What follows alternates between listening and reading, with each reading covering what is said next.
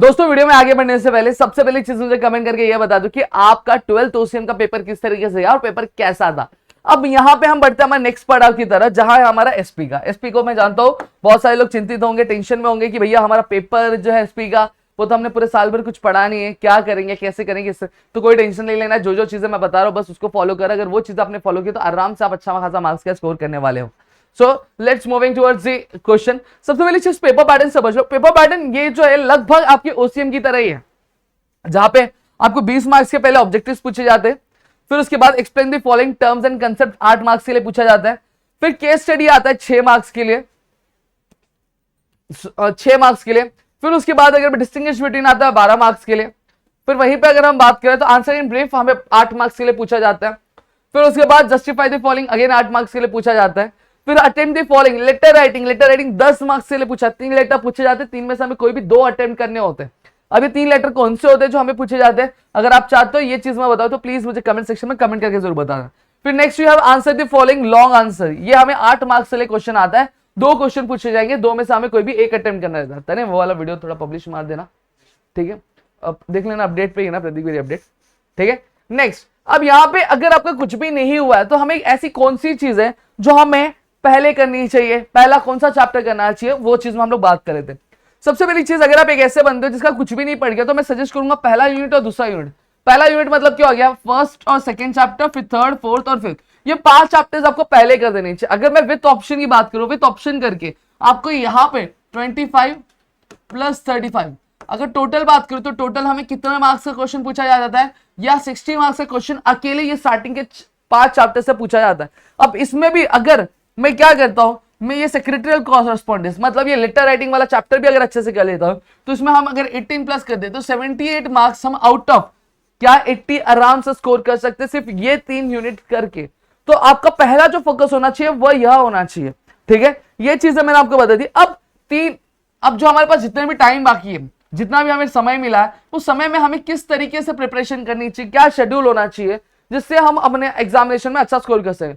तो यहाँ पे पूरी प्लानिंग में लेकर आया हूं, ठीक है। अब ऑलमोस्ट शाम का टाइम हो चुका है, तो अगर आप इवनिंग से पढ़ना चालू करते हो तो सबसे पहली चीज जो आपको ध्यान देना चाहिए, दिखाई दे रहा है, थोड़ा सा मैं इसको बड़ा कर लेता हूं जिससे मुझे आइडिया आएगा कि आपको दिखाई दे रहा है कि नहीं दे रहा है।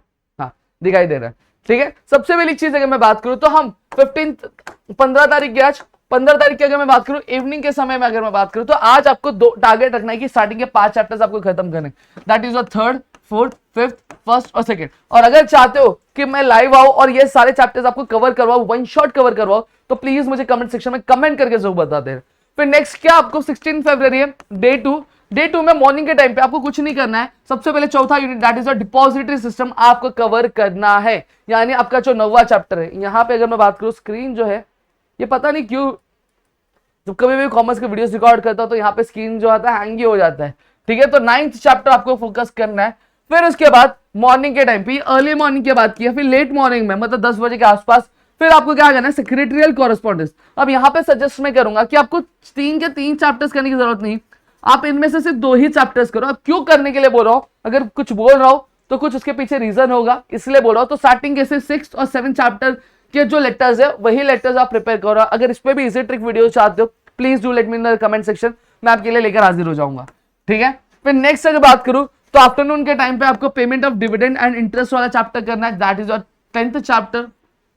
फिर आपको इवनिंग के टाइम पे कैपिटल रेजिंग यानी सेकेंड यूनिट वाला, सेकेंड यूनिट का क्या करना है, आपको रिवीजन करना है। सेकेंड यूनिट का आपको क्या करना है, रिवीजन करना है, ठीक है, जो आपका 24 मार्क्स का वेटेज करता है। और फिर फर्स्ट यूनिट का भी आपको क्या करना है, रिवीजन कर लेना है। अब नेक्स्ट अगर मैं बात करूं, फिर 17 तारीख को क्या, हाँ यहाँ पे फिर 17 तारीख को आपको क्या करना है, देखो 17 तारीख को आपको 6वां यूनिट लेके बैठना है, that is of financial market. Financial market जहां पे आपको 11वां 12वां चैप्टर कवर करना है। फिर उसके बाद अब आपका रिवीजन वाला पार्ट चलेगा, जहां पे आप सेक्रेटरियल कॉरेस्पॉन्डेंट लेटर का पूरा रिवीजन करोगे, फिर डिपॉजिटरी सिस्टम का रिवीजन करोगे, फिर उसके बाद वापस फाइनल रिवीजन किसका करोगे, पहले और दूसरे यूनिट का रिवीजन करोगे। और फिर इवनिंग के टाइम पे आप क्या करोगे, पेमेंट ऑफ डिविडेंड और फाइनेंशियल मार्केट का रिवीजन करोगे। अगर ये रिवीजन आपका यहीं पे हो जाता है तो आप क्या कर सकते हो, आप इस टाइम पे एक पेपर सॉल्व कर लो, जिससे आपके अंदर एक कॉन्फिडेंस आएगा कि हाँ भैया मुझे सारी चीजें आ रही है। अब रिवीजन करने का जो पैटर्न है वो थोड़ा सा बदलना है। अब ओसीएम के पेपर में बहुत सारे लोग थे, उनको ये बोल रहे थे सर याद तो सब कुछ हो गया, बहुत कॉन्फिडेंस नहीं आ रहा, ऐसा लग रहा है सब कुछ भूल रहे हो। तो बेस्ट तरीका क्या रिवीजन करने का, रिवीजन करने का पैटर्न थोड़ा सा चेंज करो। मैंने हमेशा से कहा है लोग रिवीजन कैसे करते हैं, रिवीजन करने का पैटर्न उनका कुछ इस तरीके से रहता है, जहां पर वो यह करते हैं कि सबसे पहली चीज वो कोई चैप्टर ओपन कर लेंगे, ठीक है, चैप्टर ओपन करने के बाद वो हर एक क्वेश्चन को देखते हो और उसको पढ़ना चालू कर देते हैं।